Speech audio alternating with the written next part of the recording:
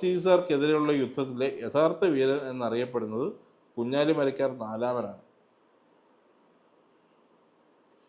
Indian സമുദ്രങ്ങളുടെ അതിനായകൻ, മുസ്ലിങ്ങളുടെ രാജാവ് എന്നീ ബിരുദം സ്വീകരിച്ചത് കുഞ്ഞാലിമരയ്ക്കാർ നാലാമനാണ്. അടിച്ചിട്ട് കടന്നു കളയുക എന്ന സമരതന്ത്രം ആവിഷ്കരിച്ചത് കുട്ടിയലിയാണ്.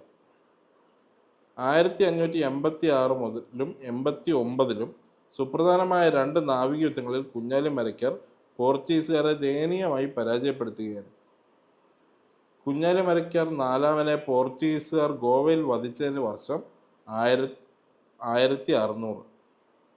ഇന്ത്യൻ നാവികസേനയുടെ നേതൃത്വത്തിൽ കുഞ്ഞാലിമരയ്ക്കാർ സ്മാരകം നിർമ്മിച്ചത് കോട്ടയ്ക്കലാണ്, വടകരയിലുള്ള കോട്ടയ്ക്കലാണ്. കുഞ്ഞാലിമരയ്ക്കാർ സ്മരണാർത്ഥം സ്റ്റാമ്പ് പുറത്തിറക്കിയ വർഷം 2000. കുഞ്ഞാലിമര